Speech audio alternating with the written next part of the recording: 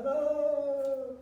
Herschel was a bit of a dreamer, and he had a sign name, Dreamer. But he was also a bit of a schnorrer. But what's a schnorrer? Well, I haven't got any money. He wasn't exactly a beggar, and he was a dreamer, and he was very charming, and so people liked him, even though he was a bit of a schnorrer. But he knew that on Friday night he could always get a good meal, because in the Jewish tradition, Friday night is the time when you share what you have. You invite people into your house. But he didn't have anything to share, and so he would go from friend to friend, from meal to meal, and he would have delicious food every Friday night. But his friends were getting a bit tired, because not only did he have a good meal, but at the end of the meal he'd say, I'm a bit short today. And his friends thought, it's a bit too much. And at the end of the synagogue service, they would rush home, so he didn't catch their eye. And he knew it. He knew it. And the thing is that he thought, what can I do? And then, in the synagogue, he saw Maya, the richest man in the village, inviting all his posh friends, come to my place for dinner, come and oh yes, please come. All the bigwigs, the important people, come to my place. And he saw it, and he thought, right, I should go to his place. Now, he wasn't too good on his feet, and by the time they'd all got there, he walked up to the door, and as he got to the door, he smelled the potato kugel, the chicken soup, the carrot simmus. He started to dream of that wonderful meal, and he knocked on the door. And Maya opened the door and looked at him and said, you're too late. All the food has been served, and there's no place for you at the table. And anyway, if people saw you come into my house, you would shame my guests. Sorry. And he closed the door. Herschel thought, this man turns me away from his house on a Friday night. I think he needs to learn a lesson. And off he went to his best friend.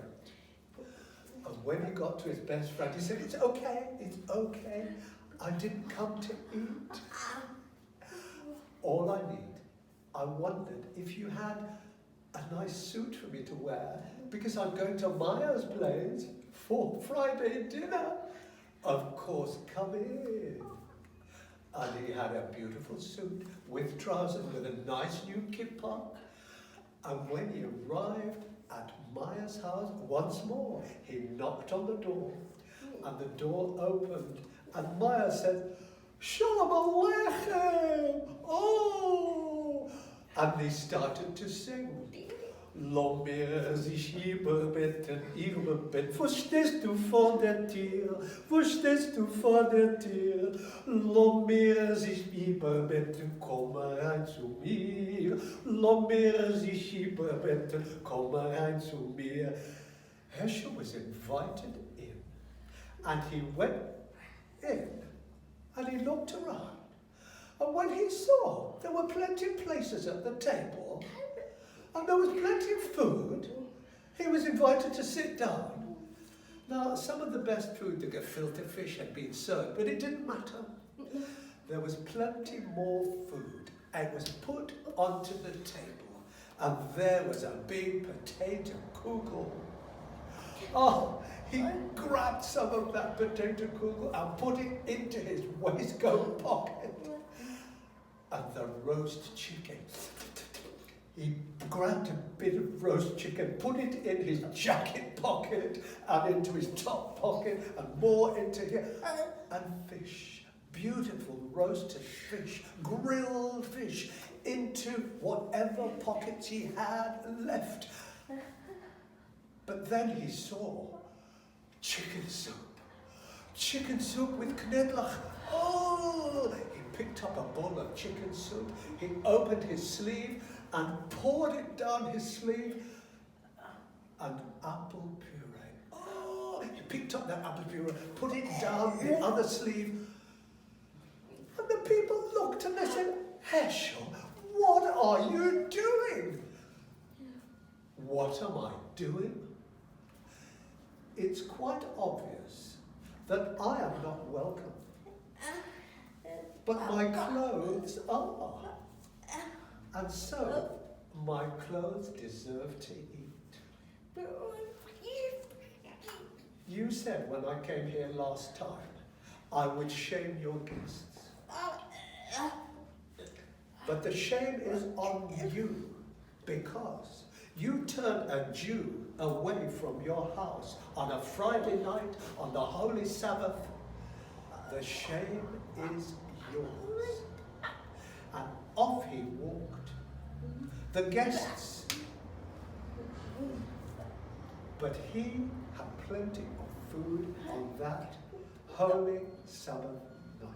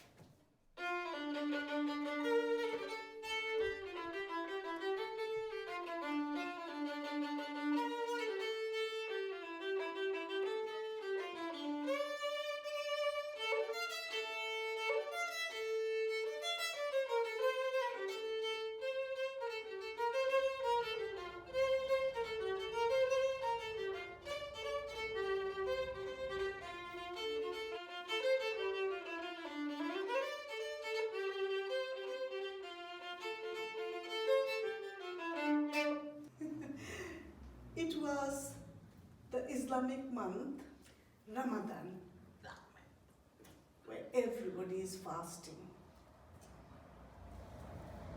And Mullah Nasruddin, who is popularly known as Hodja, was really working hard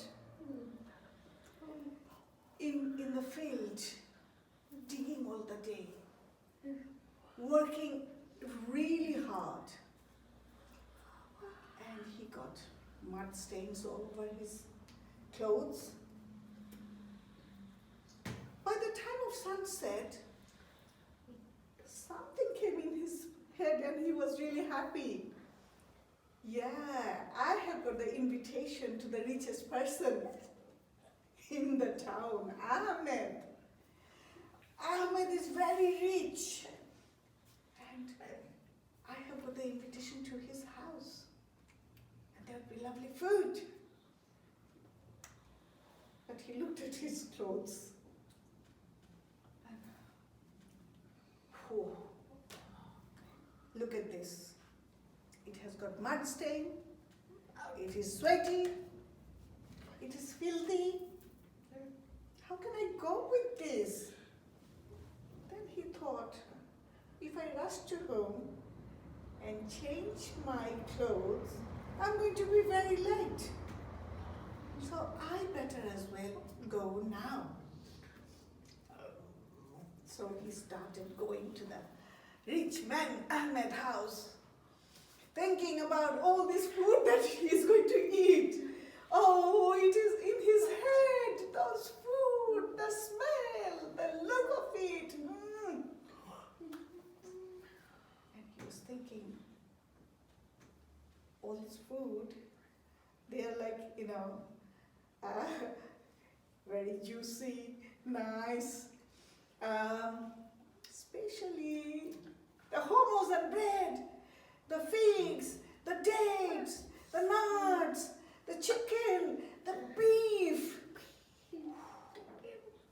and especially the beautiful syrupy baklava. He likes it best.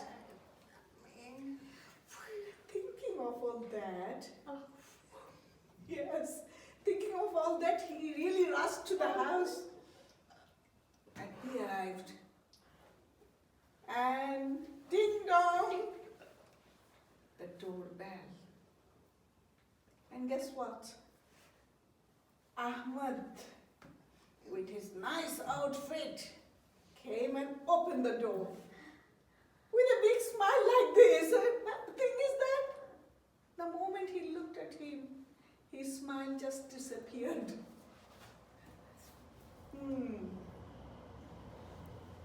All he did just showed him the way to the dining hall from where the nice music was coming on.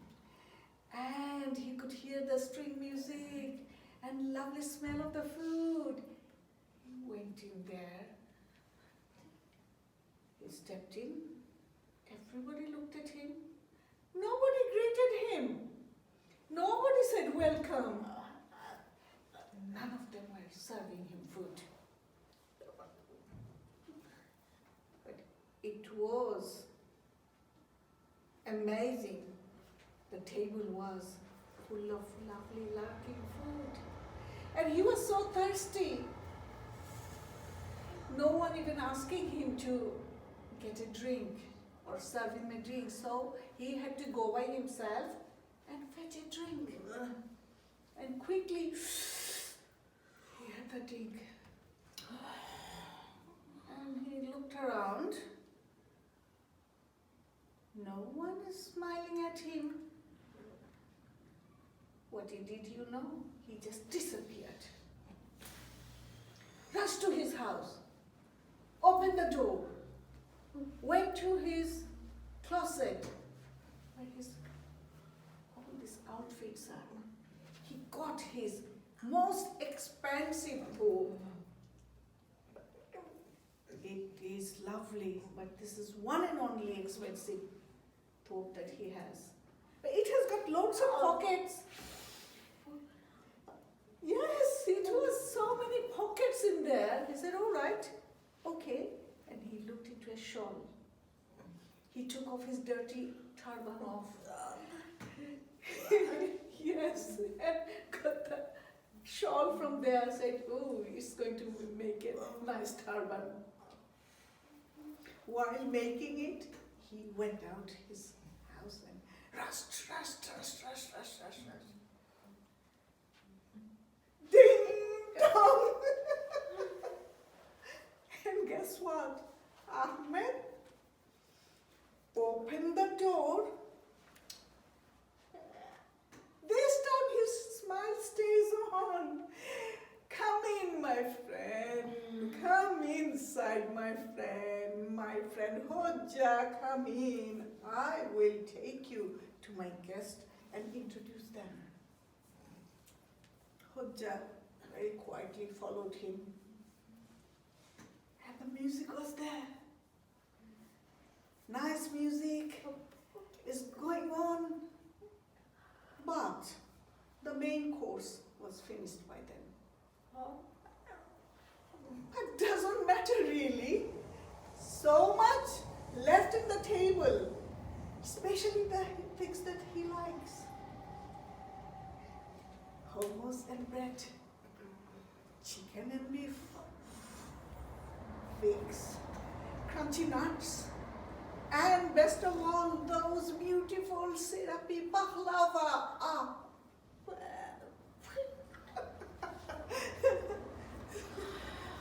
So, what he did, he pick up a fig, really ripe. Looked at that, and he opened one of his pocket and shoved it in.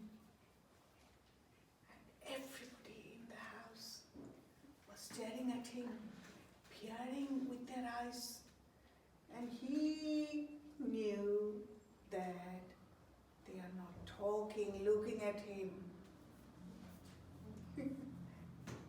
Then he went for those syrupy baklava, the crispy ones, the lovely one, the yummy ones, and he grabbed them. Got another pocket. This time he shoved them really well and said, "Eat, though, eat. Eat, though, eat. Eat, though, eat." As if the thobe is a person. And everybody was stunned. And everybody was stunned. Stopped. He couldn't hear any noise. They are looking at him, staring at him. And now he grabbed a fistful of crunchy nuts. And this time found another pocket and shoved them in. Yeah. Okay. Eat, though, eat. Eat, though, eat. Eat, though, eat. People couldn't say a word. The music stopped. And Ahmed just came forward.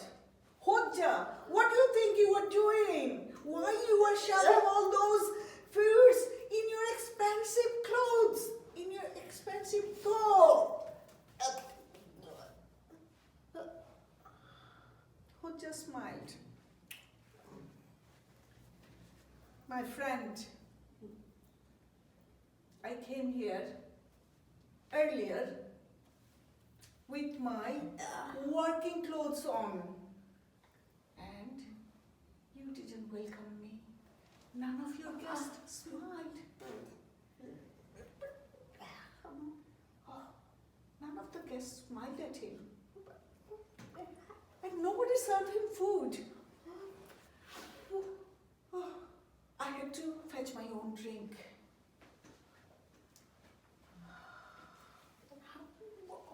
And now look at you.